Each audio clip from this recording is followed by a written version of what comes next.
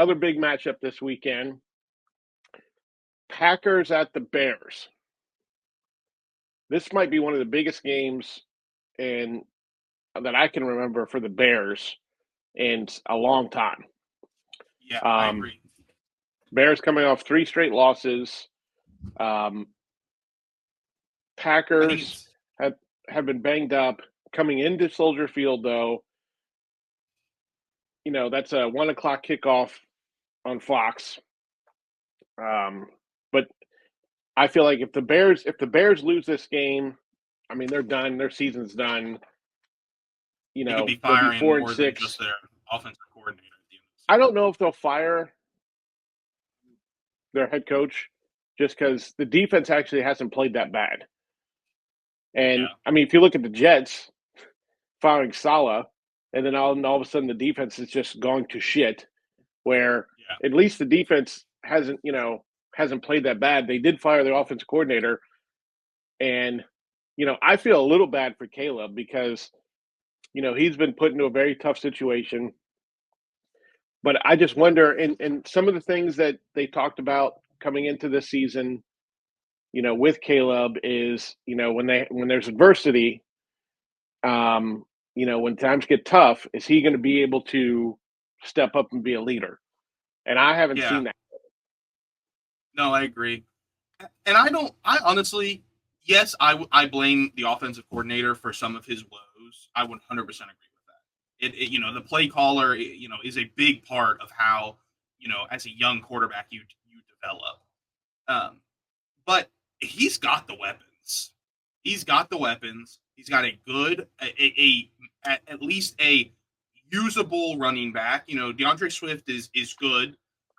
He's had a couple really good games this year. His offensive line's not terrible. The problem is the offensive line looks worse than it is because he's holding on to the ball for too long. I think that's a big problem. And another big problem, I don't think he's a motivator.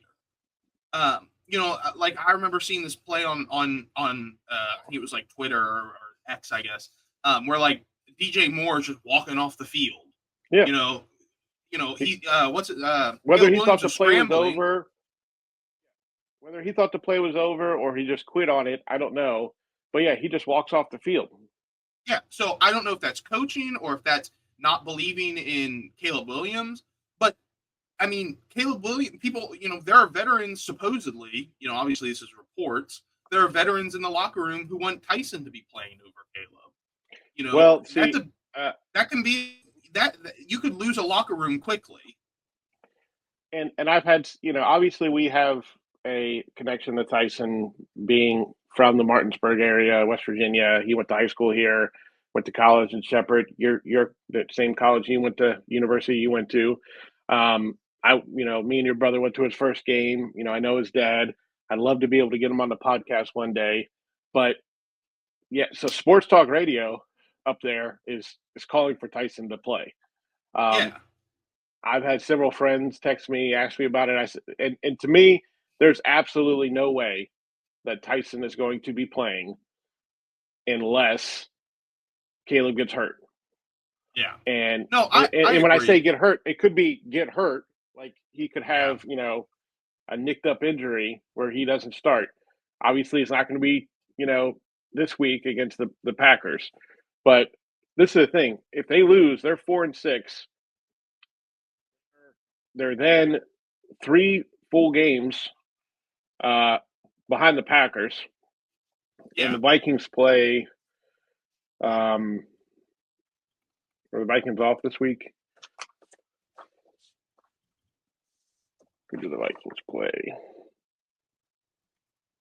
Yeah, I think they're off. So 3 full games behind the Bears. And I mean, I just don't see how you make it in the playoffs. And my biggest thing is, like I was saying, yes, you can blame some of Caleb Williams not being Vikings, as good. Vikings play Tennessee.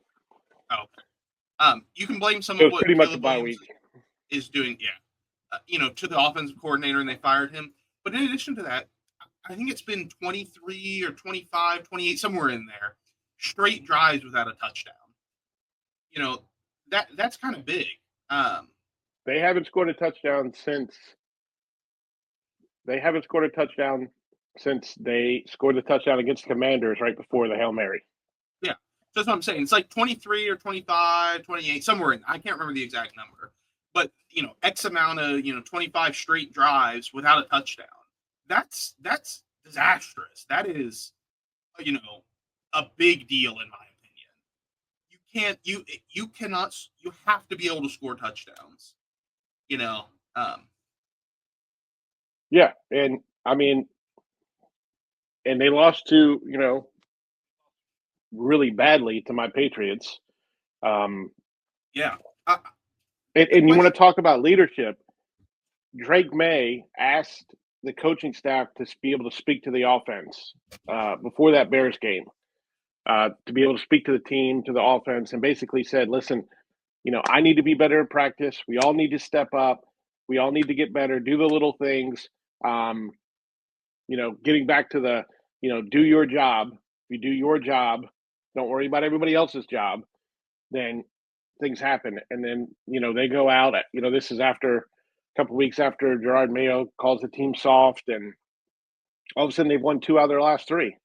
yeah. And they should have beat the Titans. Um, so yeah, I mean they're starting to get it turned around, and you Which know, sucks for your draft pick, but at least shows promise. well, it sucks for the draft pick in one sense, but also you know it can help in free agency Yeah. because if free agents go, hey, I want to play there, I want to see, I can see that you're building something, I want to go play with Drake May, then that makes a difference. But I think the leadership is drastically different with a Drake May over Caleb. Well, and I mean, personally, right now, I think Caleb looks like the fourth best quarterback this draft.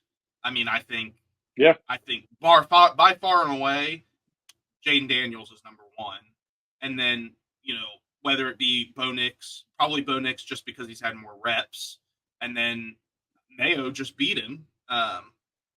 May. Or sorry, that's May just beat him, and then Caleb.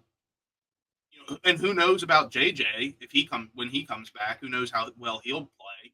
You know, Well, and Caleb. you got JJ and you got Penix, Yeah. So Caleb which we don't know Williams. anything about. Yeah. It, So, and they're rookies. It's way too early yeah. to you're not.